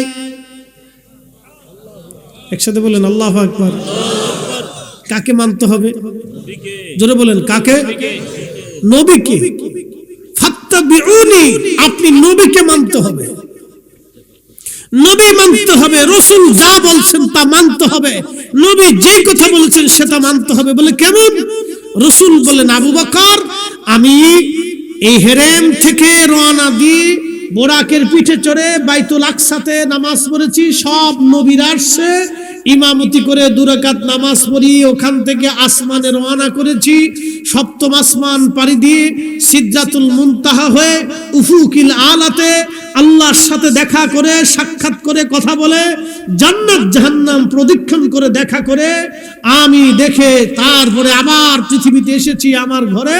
তখন অজুর পানি গড়াইতেছে, বিছনা তখন গরম আছে। একসাথে জোরে বলেন আল্লাহু আকবার। না হয় না, আরো জোরে বলেন। সিদ্দিক আকবর আবু বকর কোন বাক্য বলেন নাই, বলেন সাদাকতা ইয়া রাসূলুল্লাহ, আপনি ঠিক বলেছেন। কারণ জীবনে কোনোদিনও আপনি একটা মিথ্যা শব্দ উচ্চারণ করেন নাই, আপনি ঠিক বলেছেন। আল্লাহর নবী বলেন, আবু বকর তুমিও সিদ্দিক, তুমিও সত্যবাদী, তুমিও ঠিক বলেছো। একসাথে বলবেন আল্লাহু আকবার। জোরে বলেন আল্লাহু আকবার। আল্লাহ কি বলছেন? নবী মানতে হবে, তো বাঁচবে, আপনার ইত্তেবা করবে, আপনার জন্য জীবন দিবে, আপনার পক্ষ নেবে, আপনাকে তাজিম করবে, মূলত আমাকেই করা হবে। একসাথে জোরে বলেন। কাকে করা হবে? আল্লাহ করা হবে। আপনি বুঝে যান, আমি ফয়সালা দিইনি, তো ফয়সালা তো উনি দিছেন। যিনি আপনাকে সৃষ্টি করছেন উনি ফয়সালা দিছেন। আমার হাবিবকে মানতে হবে। এখন মানবেন কি মানবেন না সেটা আপনার। তখন আমরা বেদাতি না সুন্নতি ভালো করে বুঝে যাওয়াটা জরুরি। আপনাকে বুঝে যাওয়াটা জরুরি। উপস্থিতি আমার, দিন শেষে আমরা আল্লাহর কাছে ফিরে যাব। আল্লাহ বলেন, হাবিব বলে দেন, চূড়ান্ত ভাবে আপনাকে মেনে নিতে হবে। আপনাকেই মানতে হবে। যদি মানে ইহবিবকুমুল্লাহ, আমি আল্লাহ তাকে ভালোবেসে ফেলব। না হয় না, আরো জোরে বলে। কাকে ভালোবাসবে? আল্লাহ। কাকে ভালোবাসবে? আমাদেরকে। কেন ভালোবাসবে? আপনি যদি চূড়ান্ত ভাবে নবী মেনে নেন তাহলে আল্লাহ আপনাকে ভালোবাসবে। এখন বলেন, আল্লাহ যখন আপনাকে ভালোবেসেই ফেলবে তখন আপনারা আর টাকার অভাব, খাবারের অভাব, সম্মানের অভাব, কোনো কিছুর অভাব আছে? এই জন্য বুজুর্গ যারা ছিলেন তারা দুনিয়ার দিকে তাকাইতেন না। আপনি আল্লাহর ওলিদের জীবনের দিকে তাকান। আবু বকর সিদ্দিক ফুরফুরাবি রহমতুল্লাহ আলাইহির খেদমতে এক লোক আসছে, তার একটা ছোট্ট ছেলে নিয়ে হাঁটতে হাঁটতে ইসালে সব মাহফিলে ফুরফুরাতে আমি জিয়ারতে গিয়েছিলাম। হুজুর কেবলার মাজার জিয়ারত করে আসছি আর কয়েক বছর আগে। তো ফতেলি রসুলের মা রহমতুল্লাহ আলাইহির মাজার শরীফ জিয়ারত করছি কলকাতার মানিকতলাতে। তো ওখান থেকে চিন্তা করলাম তো ফুরফুরা হুজুর শরীফ ঘুরে আসি। যা হোক, ওইখান থেকে আমি ফুরফুরা শরীফ জিয়ারত করে এরপরে বাংলাদেশে আসছি। তো মনে করেন ইসালে সব মাহফিলে লোকেরা আসছে। তো এক লোক এক যুবককে, তার একটা ছোট্ট বালক বাচ্চাকে ধরে নিয়ে আসছে মাহফিলে। হুজুরের সামনে এসে বলেন, হুজুর আমার ছেলেটা বোবা, জন্মগতভাবে বোবা, কথা বলে না, আল্লাহর ওলির খেদমতে নিয়ে আসছি। কি বোবা? জন্মগত। কি গত? জন্মগত বোবা। তো হুজুরের কাছে নিয়ে আসছি, হুজুর দোয়া চাই। তা আল্লাহর ওলি বাচ্চার মুখের মধ্যে হাত দিয়ে চাপ দিয়ে হা করে কি যেন বললেন, ফু মারলেন। ফু মারার পরে বললেন, বেটা বলো আল্লাহু আকবার। ছেলেটা চিৎকার মেরে বলে উঠলো, আল্লাহু আকবার। এক নম্বর, যারা বোবা তারা কানে শোনে না, ঠিক কিনা? এক নম্বরে যারা বোবা কানে শোনে না, কথা বলে না। তাহলে হুজুর কি বললেন? মুখে ফু দিলেন, আবার বললেন বেটা বলো আল্লাহু আকবার। ছেলে কানেও শুনলো, জবানও খুলে গেল, কানও খুলে গেল, জবানও খুলে গেল। এটাই আল্লাহ যাকে ভালোবাসে সে যা বলে আল্লাহ সেটাই করে দেয়। কি কথা বল না কেন? আল্লাহ যাকে ভালোবাসে, ইহবিবকুমুল্লাহ, হাবিব আপনি বলে দেন আমি আল্লাহ তাকে ভালোবাসবো। এই জন্য আমরা রাকাবের যারা ছিলেন তাদের জিন্দেগিটাই ছিল রাসূলের গোলামির জন্য।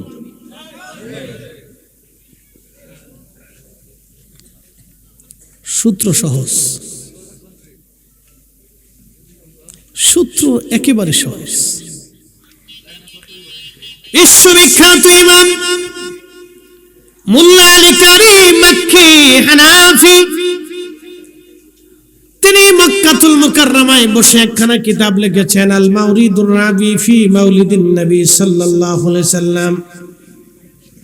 কিতাবের মধ্যে তিনি একটা ঘটনা লেখেন। ভারত উপমহাদেশের অন্যতম বাদশা ছিলেন, সে বাদশার নাম হচ্ছে বাদশাহ হুমায়ুন। মুঘল সাম্রাজ্যের বাদশাহ হুমায়ুন, উনার তৎকালীন সময়ে ওনার সময়ে কালেমার দাওয়াত দিতে এসেছিলেন আল্লাহর একজন মহান ওলি, তার নাম হযরত খাজা মাহমুদ বাহদাবনী নকশবন্দি রহমাতুল্লাহ আলাইহি। খাজা মাহমুদ বাহদাবনী নকশবন্দি রহমাতুল্লাহ আলাইহি তিনি কালেমার দাওয়াত দেওয়ার জন্য ভারতবর্ষে এসে গেলেন। বাদশা হুমায়ুন জানলেন অনেক বড় বুজুর্গ সুদূর উজবেক থেকে, আফগান থেকে এসেছেন কালেমার দাওয়াত দেওয়ার জন্য। তিনি নকশবন্দিয়া তরিকার উজ্জ্বল নক্ষত্র ছিলেন, খাজা মাহমুদ বাহদাবনী নকশবন্দি রহমাতুল্লাহ আলাইহি। ঠিক ওই সময় বাদশা হুমায়ুনের প্রধান হুজুর ছিলেন বৈরাম বেগ। বৈরাম বেগকে বললেন, বৈরাম আপনি হুজুরের কাছে যে আমার রাজ দরবারে দাওয়াত করেন, হুজুর যেন আসে এবং রাজ দরবারে এসে যেন আমার জন্য দোয়া করে যায়। মোল্লা আলী কারি মক্কি 450 বছর আগে আল মাউরিদের মধ্যে তিনি লেখেন, মাহমুদ বাহাদাওয়ানির দরবারে বৈরাম বেগ নিজে গেলেন, হুজুর বাদশাহ হুমায়ুন তার রাজ দরবারে আপনাকে দাওয়াত করেছেন, হুজুর যেন দাওয়াত কবুল করে নেন। তখন খাজা মাহমুদ বাহাদাওয়ানি নকশবন্দি বললেন, বৈরাম আমি কোনো রাজা বাদশার রাজ দরবারে দাওয়াত গ্রহণ করি না, কারণ রাজা বাদশাদের রাজ দরবারে শুধু গরিব আর মাজলুম মানুষের রক্ত তাদের অর্থের মধ্যে লেগে থাকে, এখানে কোনো আমি দাওয়াত গ্রহণ করি না। বুঝতে পারছেন? বুঝে যাবে, আমি কোনো রাজ দরবারে রাজা বাদশার দাওয়াত দিই না, কারণ তাদের অর্থের ভিতরে মজলুম গরিব দুঃখী মানুষের রক্ত লেগে থাকে। হিসাব কষে দেখবেন এই কথাটা, রাত্রিবেলা যে বাড়িতে বসে চিন্তা করবেন যে রাজা বাদশাদের অর্থের ভিতরে মজলুমদের রক্ত লেগে থাকে, পরিশ্রমী মানুষের ঘাম লেগে থাকে, আপনি বাড়ি যে চিন্তা করবেন। কথার দূরত্ব অনেক, ওজন অনেক, বিরাট ওজন এই কথা। ইমাম আহমদ ইবনে হাম্বল এক আত্মীয়ের বাড়িতে দাওয়াত খেতে গেছে, যাওয়ার পরে ইমাম আহমদ ইবনে হাম্বল রহমতুল্লাহ আলাইহিকে খাবার দিছে। তো জিজ্ঞেস করলেন, খাবার কোথার থেকে আনছেন? বলল, হুজুর খাবার আনছি ইমাম, আমার এক এই বাদশার খলিফার সাথে আমার খুব বন্ধুত্ব সম্পর্ক, তিনি আমাকে কিছু হাদিয়া দিয়েছেন, সেখান থেকে আপনার খাবারের ব্যবস্থা করছি। ইমাম আহমদ ইবনে হাম্বল ডাক দিয়ে বলেন, এই খাবার আমার জন্য না, তুমি খলিফার রাজদরবার থেকে টাকা আনছো, সেই টাকার খাবার আমাকে দিচ্ছ। শোনো, খলিফাদের টাকার ভিতরে গরিব মানুষের রক্ত লেগে থাকে, মজলুমদের রক্ত লেগে থাকে, এই খাবার আমি খাবো না।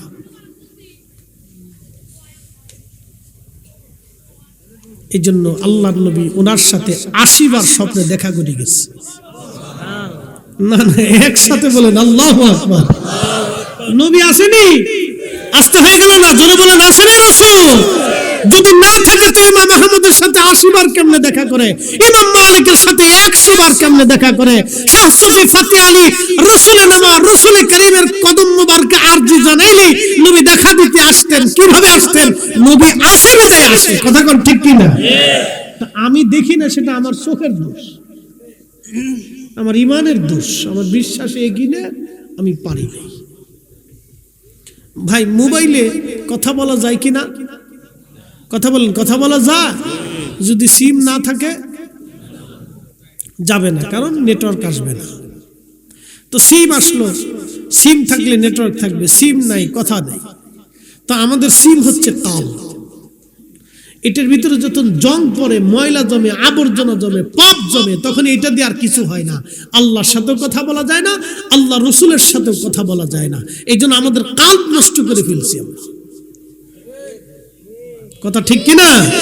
এই জন্য আউলিয়া একরাম কালকে জিন্দা করতেন, সিম জিন্দা করতেন, এটা এটা এটা। এই জন্য মুরাকাবায় বলে দিতেন, ও ওখানে আছে, মুরাকাবায় বলে আল্লাহর সাথে কথা বলতেন, আল্লাহর পক্ষ থেকে মেসেজ আসতো, মেসেজ কালবে মেসেজ আসতো। বল্লভপুরবাসী মনোযোগ দিবেন, খাজা মাহমুদ বাহাদাওয়ানি নকশবন্দি ফিরিয়ে দিলেন বৈরাম বেগকে। বৈরাম চলে গেলেন বাদশাহ হুমায়ুনের রাজ দরবারে। বাদশাকে বলেন, বাদশাহ হুজুর দাওয়াত কবুল করে নাই, তিনি কোন রাজা বাদশার দরবারে দাওয়াত নেন না। বাদশাহ বলেন, হুজুরকে তো আনতেই হবে, না হলে আমার দরবারে দোয়া করবে কে? হুজুরের দোয়ার বড় দরকার, ইনি এত বড় বুজুর্গ, ওনার দয়া দোয়ার বড় প্রয়োজন। কি করলে হুজুরকে আনা যায় বলো? বলে, আমি যাই হুজুরকে জিজ্ঞাসা করি কি করলে হুজুর আসবে। তো হুজুর গেলেন, বৈরাম আবার গেলেন হুজুরের খেদমতে। হুজুর, বাদশার দোয়ার বড় প্রয়োজন, তিনি বিনয়ের সাথে আপনাকে বলেছেন কি করলে আপনি বাদশার দরবারে দোয়া করতে যাবেন। তখন মাহমুদ বাহাদাওয়ানি নকশবন্দি বললেন, যায়া বলেন বাদশাহ যদি রাজ দরবারে মিলাদ শরীফের ইন্তজাম করে, তাহলে আমি শুধু রসুলের ইজ্জতের সম্মানের জন্য মিলাদ শরীফ পড়তে দোয়া করতে যাব, অন্যথায় বাদশার জন্য যাব না। জোরে জোরে জোরে জোরে জোরে আরো জোরে বলেন আল্লাহু আকবার। বুঝতে পারতেছেন, এত বড় ওলিরা মিলাদ শরীফকে প্রাধান্য দিতেন, মহব্বত করতেন, কারণ এখানে রসুলের দুরুদ আছে, সালাম আছে, নাত আছে, দোয়া আছে, জিকির আছে। কথা বলেন ঠিক কিনা? প্রাধান্য দিতেন। মানে আপনার কাছে খারাপ লাগতে পারে, ওটা দিয়ে আমাদের চলে না, ওটা দিয়ে আমরা চলি না, ওটা দিয়ে আমাদের চলে না। আপনার কাছে খারাপ লাগলে লাগতে পারে, সবই যে ভালো লাগবে তা তো কোনো কথা না। বহু মানুষ নামাজ পড়ে না, তাতে কি নামাজ দেশে বন্ধ হয়ে গেছে? বহু মানুষ রোজা রাখে না, তা কি রোজা বন্ধ হয়ে গেছে? বহু মানুষ আল্লাহকে আল্লাহ বলে মানে না, সেই জন্য কি আজান বন্ধ হয়েছে? তো বহু মানুষ নবীর মিলাদ দুরুদ সালাম মানবে না, তাতে আমরা বন্ধ করতে পারবো না। তো কথা বলেন ঠিক কি না? এটা চলবে ইনশাআল্লাহ, আল্লাহ কবুল করুক, বলে না আমিন। বলে হুজুর কেন চালাবেন? বলে দিয়ে যে এই জন্যই চালাবো, কারণ জমিন কার? একসাথে বলেন, জমিন কার? আসমান কার? এখানে আইন চলে কার? সূর্য কার আইন মানে? জমিন কার আইন মানে? এই বাতাস কার আইন মানে? এই যে শীত আসতেছে, এই আবহাওয়া শীত কার আইন মানে? কুত্তা বিলি ছাগল সব পশু পাখিরা কার আইন মানে? সব সৃষ্টি আল্লাহর আইন মানে। আল্লাহ নিজে কোরআনে বলছেন সাল্লু সাল্লু, তোমরাও দুরূদ চালাইতে থাকো, সাল্লু আলাইহি ওয়া সাল্লিমু তাসলিমা, তোমরাও আমার রাসূলের শানে দুরূদ চালাইতে থাকো। এইজন্য আল্লাহর আইনে আমরাও দুরূদ চালাইতেই থাকবো। এইজন্য ঘরে ঘরে নবীর দুরূদ মিলাদ চালু করার দরকার। কথা কোন ঠিক কি না? কার আইনে? একসাথে বলেন, কার আইনে? আল্লাহর আইনে চালানোর দরকার। বাস এক কথাই শেষ। আমরা কারো আইনে চালানোর দরকার নেই, তো আল্লাহ চালাইতে বলছেন, এই জন্য চালাইতেই থাকবে। কথা কি বুঝাইতে পারছি আপনাদেরকে? আল্লাহ কবুল করুক, বলে না আমিন। এবার দুরূদের একটা ফজিলতের কথা বলে শেষের দিকে চলে যাব।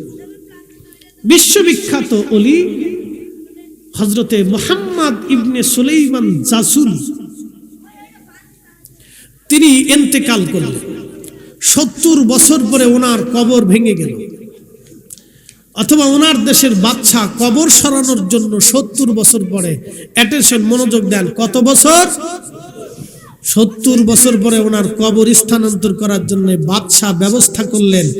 কবর থেকে মাটি সরানোর পরে দেখলেন 70 বছর আগে একজন মানুষকে যেইভাবে কবরে রাখা হয়েছে, 70 বছর পরে ওইভাবেই কবরের মধ্যেই আছে। হয় না? হয় না? এখান থেকে অনেক কিছু শিখাইতেছি। একসাথে বলেন আল্লাহু আকবার।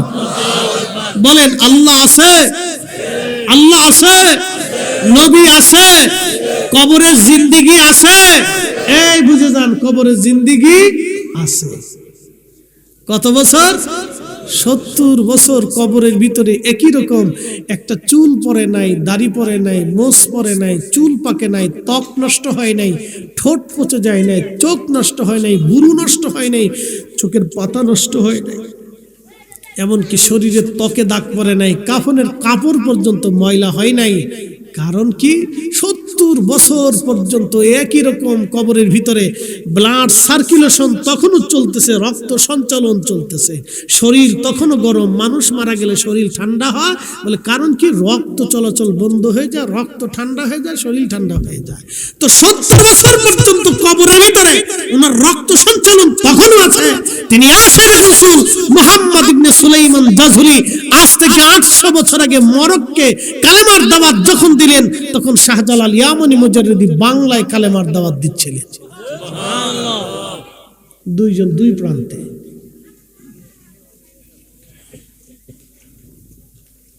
বুঝে যাবে, ইসলাম এনেছি ওলিরা। একসাথে বলেন ঠিক না বেঠে? কারা আনছে? ওলিরা, ওলিরা, ওলিরা। যদি শাহজালাল ইয়ামানি মুজাররিদের কারামত না থাকতো, তাহলে গোর গোবিন্দের সাথে যুদ্ধে পারতেন না। খাজা বাবা আজমিরির যদি সেই দিন আল্লাহর দেওয়া প্রদত্ত নিয়ামত কারামত না থাকতো, তাহলে আজমির থেকে ধুলা তিনি পানিপথে নিক্ষেপ করতে পারতেন না। সেদিন ওনার দোয়া কবুল হতো না, চোখের পানি মঞ্জুর হতো না, মুহাম্মদ ঘুরির বিজয় হতো না, 1000 বছর যুদ্ধগুলো পারতেন না, সম্ভব ছিল না। সম্রাট মুঙ্গির সুলতান মাহমুদ গজনবী কখনোই দখল করতে পারতেন না যদি হযরত আবুল হাসান খেরখানের দোয়া না থাকতো। আউলিয়া ইকরামের দোয়ার বদৌলতে মুসলমানের তলোয়ারে আল্লাহর শক্তি এসেছে। কথা বলেন ঠিক না ঠিক?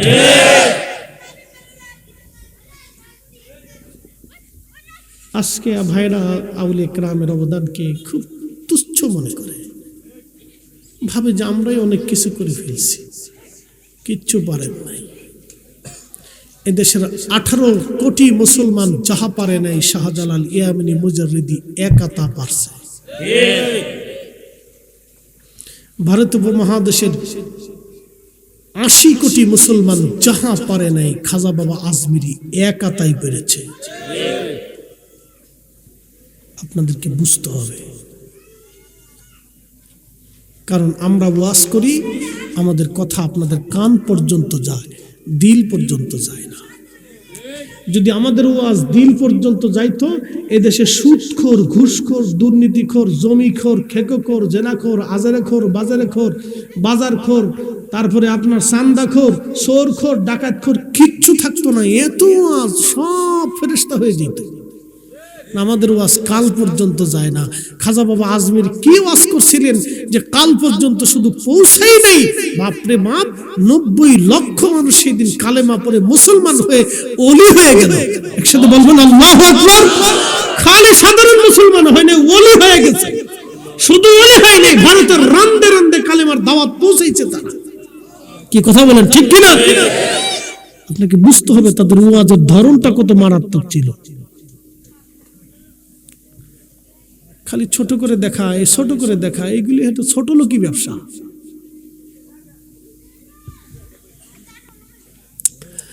প্রিয় উপস্থিতি, খুব মনোযোগ দেবেন।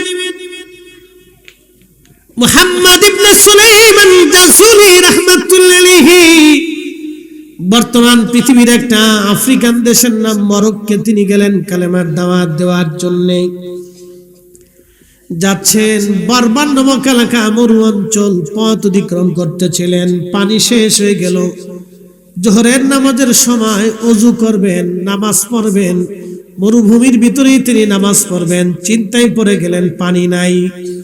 ওযু করব, তায়াম্মুম তো করা যাবে বটে, কিন্তু শরীয়তের মাসালা পানি না পাইলে আগে তায়াম্মুম করার জন্য মাটি দিয়ে তায়াম্মুম করা যাবে, কিন্তু আগে পানি অনুসন্ধান করা লাগবে।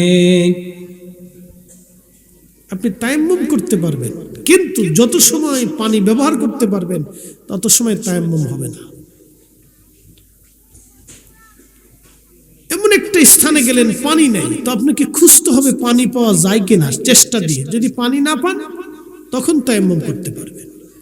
তো মুহাম্মদ ইবনে সুলাইমান জাজুরি রাহমাতুল্লাহি আলাইহি তিনি বারবার মরুভূমির ভিতরে পানি খুঁজতেছে, দেখি কোথাও কোনো নিদর্শন পাওয়া যায় কিনা। তো দৌড়াইতে দৌড়াইতে, হাঁটতে হাঁটতে হাঁটতে হাঁটতে লক্ষ্য করলেন বহু দূরে জঙ্গল দেখা যায়। চিন্তা করলেন, জঙ্গল যেহেতু আছে অবশ্যই পানিও আছে, কারণ গাছ তো আর পানি ছাড়া বাঁচতে পারে না। পাখিও আছে, যেহেতু পাখি আছে তাহলে পাখি তো পানি ছাড়া বাঁচে না, অবশ্যই পানিও কোথাও না কোথাও আছে। সুদূর মরুভূমির পথ অতিক্রম করে সুলাইমান জাসুলি পানির জন্য তিনি রওনা করলেন। যেতে যেতে যেতে যেতে ওই জঙ্গলের মধ্যে তিনি লক্ষ্য করলেন, ভিতরে ঢুকে লক্ষ্য করলেন গাছের নিচে একটা ছোট্ট কুঁড়ে ঘর। কুঁড়ে ঘরের পাশে দাঁড়ায় ডাক দিলেন, কেউ কি আছো? পানির বড় প্রয়োজন আমার, আমি একজন মুসাফির, জোহরের নামাজ পড়ব, ওয়াক্ত হয়েছে, সময় হয়ে গেছে, আমি নামাজ পড়ব, কেউ কি আসো, পানির ব্যবস্থা করবা। ঘরের ভিতর থেকে কোনো আওয়াজ হলো না। তিনি লক্ষ্য করলেন পাশে একটা কুয়া দেখা যায়। দৌড়ায় কুয়ার পাশে এসে দেখলেন কুয়ার গভীরে পানি আছে, কিন্তু পানি উঠানোর মধ্যে কোনো ব্যবস্থা নাই। হযরত সুলাইমান জাসুরি পানি উঠানোর মতো কোনো দড়িও নাই, মশকও নাই, বালতিও নাই। কি করে তিনি পানি উঠাবেন চিন্তায় পড়ে গেলেন। একবার দৌড়াইয়া ঘরের কাছে আসে, আবার কুয়ার পাশে যায়, আবার জঙ্গলের মধ্যে আশেপাশে তালাশ করে, কোথাও কোনো ব্যবস্থা নাই। সুলাইমান জাজুলি বারবার ঘোরাফেরা করে, কোথাও কোনো দড়ি নেই, মশক নাই, কি করে পানি উঠাবে সে?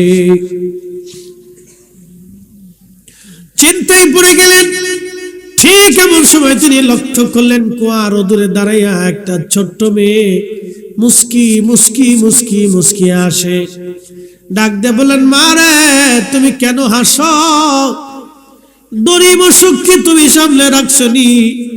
ডাক দিয়ে বলতেছে, হুজুর আপনার নাম কি? বলে, আমার নাম মুহাম্মদ ইবনে সুলাইমান জাজুলি।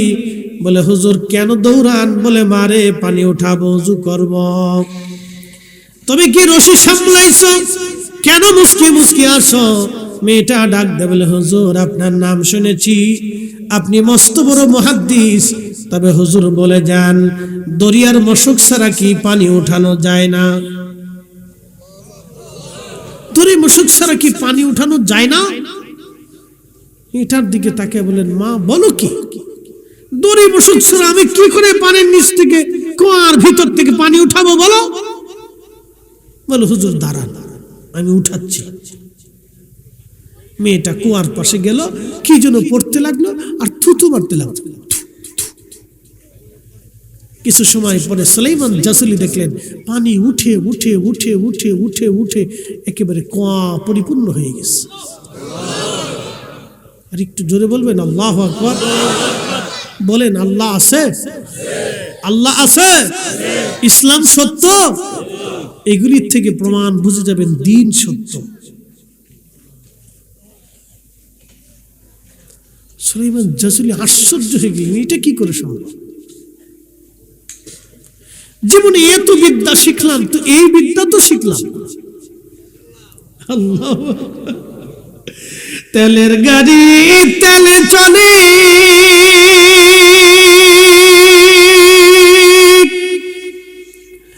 হাওয়ার গাড়ি হাওয়ায় উড়ে, বিনা তেলে চালায় গাড়ি নবী সুলাইমান। আমরা সেই মুসলমান, আমরা সেই মুসলমান।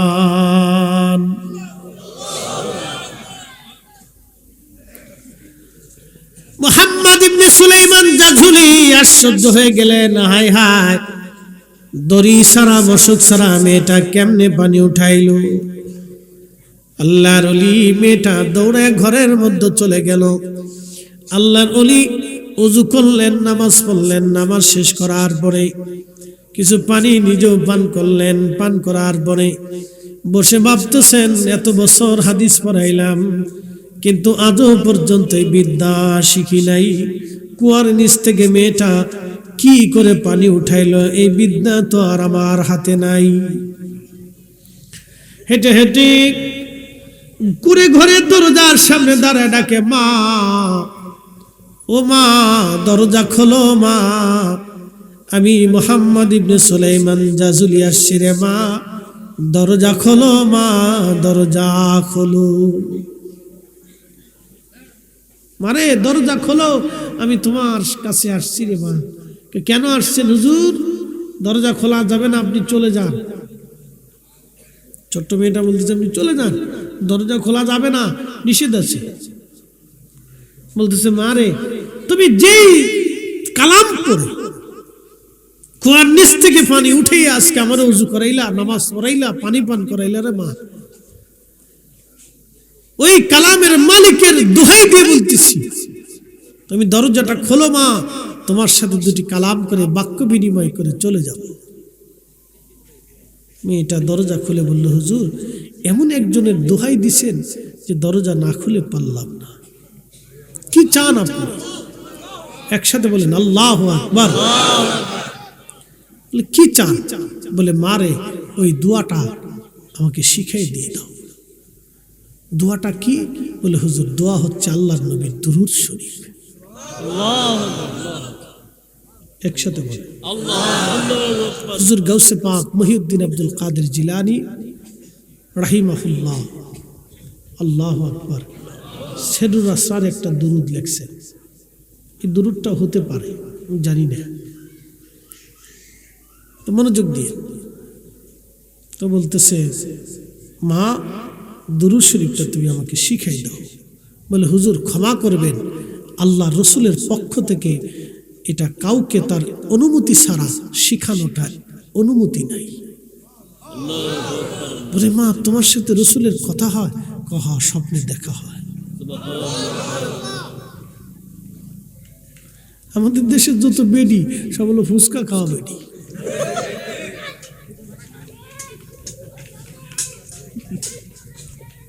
বেডিরা যে এত কষ্ট করে হুজুরের রান্না বান্না করে খাওয়াইছি, এ তা শোনার লেগে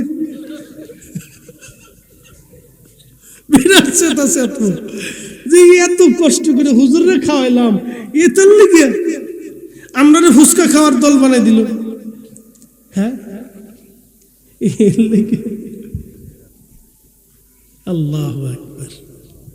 মা বোনরা শুনে যান, শোনেন, এই আল্লাহ আমাদেরকে মায়ের পেট থেকে পৃথিবীতে আনছে, কথা ঠিক কিনা ভাই? মায়ের পেট থেকে আমরা পৃথিবীতে আসছি। তো এই মেশিনটা যদি ভালো না হয় তাহলে মুশকিল। এই মেশিনটা যতদিন ভালো থাকবে ততদিন এই উম্মতের ভিতরে এই অরিজিনাল ব্যক্তি পৃথিবীতে।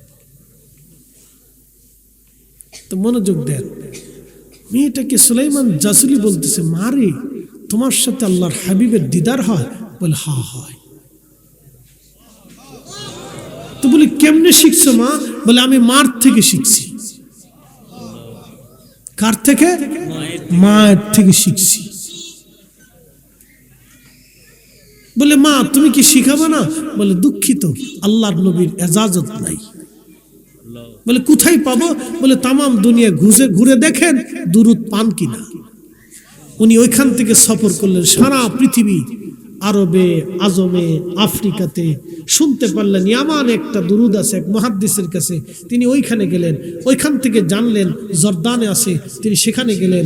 জর্দান থেকে শুনলেন সিরিয়াতে আছে, সিরিয়াতে আসলেন। সিরিয়াত থেকে শুনলেন ইরাকে আছে, ইরাকে আসলেন। ইরাক থেকে শুনলেন এই সৌদি আরবে আছে, মদিনাতে আছে, মদিনাতে আসলেন। মদিনার থেকে শুনলেন ওই কুয়েতের এক মুহাদ্দিসের কাছে আছে, তিনি সেখানে আবার গেলেন। আপনি বুঝতে পারতেছেন যে কত পরিশ্রম হয়েছিল সেই দিন। গাড়ি নাই, প্লেন নাই, বিমান নাই, হেঁটে হেঁটে হেঁটে হেঁটে হেঁটে হেঁটে সারা দুনিয়া খুঁজে খুঁজে 2 বছর পরিশ্রম করে নবীর 500 দুরুদ জোগাড় করলেন। কত দুরুদ? 500 দুরুদ জোগাড় করলেন। খাতায় লিখে লিখে লিখে লিখে নোট করে আবার সেই মরক্কের বারবারে আসলেন। এসে মেয়েটাকে বললেন, মা আমি খাতার মধ্যে কাগজের মধ্যে লিখে দিয়েছি, আমি সারা দুনিয়া ঘুরে ঘুরে 2 বছর পরিশ্রম করে আল্লাহ নবীর 500 দুরুদ জোগাড় করেছি রে মা। এই দুরুদের মধ্যে তোমাকে নবীর জির দেওয়া সেই দুরুদ শরীফটা আছে কিনা একটা বার তুমি কলম দিয়ে দাগায় দাও। আল্লাহ নবীর আশিক ওই আফ্রিকান মরক্কান মেয়েটা, তিনি হযরত মুহাম্মদ ইবনে সুলাইমান জাসুলির ওই রিসালাখানা পড়ার পরে বললেন, হুজুর এই 500 দুরুদের মধ্যে আমার নবীর দেওয়া দুরুদ শরীফটা লেখা আছে। বলে, হুজুর এই 500 দুরুদের ভিতরে আমার রাসূলের দেওয়া দুরুদ শরীফ লেখা আছে। বলে, মা ছোট্ট করে নিচে একটু দাগ দিয়ে দাও। বলে, হুজুর ক্ষমা করবেন, আপনার জন্য আমার বড় মায়া হয়, কিন্তু এই দুরূদ শরীফ আমাকে দেওয়া বলে দেওয়াটা আমার নবীর পক্ষ থেকে ইজাজত নাই, যেহেতু হুকুম নাই অতএব আমি লিখে দিতে পারবো না। বলে, মারে তাহলে এই দুরূদের ফজিলত থেকে কি আমি বঞ্চিত হব? বলে, হুজুর বঞ্চিত হবেন না, আপনি প্রত্যেক দিন আপনি এই রিসালাটা একবার করে তেলাওয়াত করবেন, তাহলে আমার নবীর দেওয়া ওই দুরূদের বরকত আপনার আমলনামায় এসে যাবে। একবার জোরে বলা যাবে কে মারহাবা। আল্লাহুম্মা সাল্লি আলা। চলো চলো।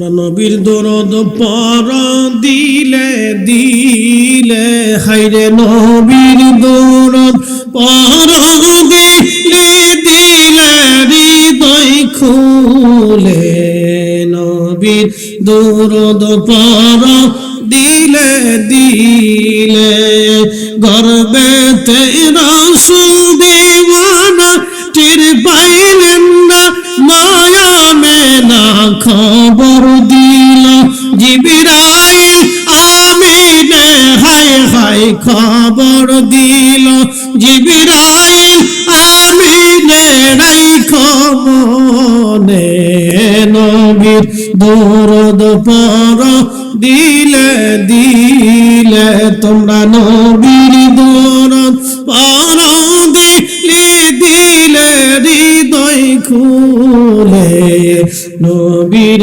দরদ পর দিলে দিলে। বুঝতে পারতেছেন, তিনি ইন্তেকাল করলেন 70 বছর পরে, কবরে যেমনি ওইরকমই।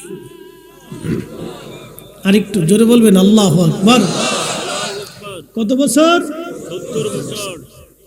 এটা ইসলাম, এটা মুসলমান, এটা আমাদের নবী। বলে হুজুর এত মর্যাদা কেন? বলে দিই, আপনাদের বিয়ে করার সময় দেনমোহর হয় কিনা? মেয়েদেরকে ছেলেদেরকে বিয়ে দেওয়ার সময় দেনমোহরের ধার্য হয় কিনা? হয়। কিন্তু আমাদের আদি পিতা যিনি, তিনাদের বিয়েতে কোনো দেনমোহর টাকা পয়সা হয়েছে না। মোল্লা আলী কারি মাক্কি আল মাওরিদের ভিতরে লেখেন, হযরত ইমাম আবুল ফরাজ ইবনুল জৌজি ওনার একটা কিতাব থেকে তিনি প্রমাণ করছেন, আদম আলাইহিস সালামের বিয়ে হবে জান্নাতে। ও খালাকনাকুম মিন যাকারিন ওয়া উনসা, আমি একজন পুরুষ আর একজন নারী থেকে মানব জাতির বংশ বিস্তার করছি। সেই পুরুষ আদম, নারী আমাদের আম্মা জান হাওয়া আলাইহিস সালাম।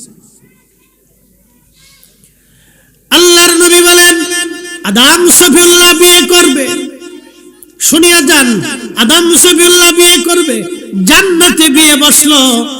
সাহাবীরা ফেরেশতারা আসছে বিয়ে পড়ানোর জন্য, জিবরাইল আমিন অন্যান্য ফেরেশতারা বিয়ে পড়ানোর জন্য এসেছে। আদম সফিউল্লাহ বিয়ে করবে, বিয়ের ইজাব কবুল চলতেছে। জিবরাইল বলল হুজুর আপনি আপনার স্ত্রীর জন্য মহারানা দেন। বলে মহারানা কি? বলে আপনার পক্ষ থেকে আপনার স্ত্রীকে কিছু, আপনার পক্ষ থেকে অর্থ সামগ্রী কিছু দিয়ে দেন। বলে আমি আল্লাহর বাড়ি খাই, আল্লাহর বাড়ি ঘুমাই, আল্লাহর জান্নাতে থাকি, আমার তো এখানে আমার বলতে কিছু নাই, সবই তো আল্লাহর জান্নাতের, তা আমি আমার স্ত্রীকে কি দিব? ঠিক তখনই আল্লাহ ডাক দিলেন, জিবরাইল আদমকে বলো আদম যেন আমার আখিরি নবী রাহমাতুল লিল আলামিন আমার হাবিবের শানে 3 বার মতান্তরে 11 বার দুরূদ শরীফ পড়ে যেন আদম তার স্ত্রী হাওয়াকে মহারানা দিয়ে দেয়। একবার জোরে বলবেন কি মারহাবা। আদম আগে না নবী আগে? জোরে না, আদম আগে না আমাদের নবী আগে? আদমের বিয়ে হয়েছে আমাদের নবীর দুরূদের মাধ্যম দিয়ে। একসাথে বলবেন আল্লাহু আকবার।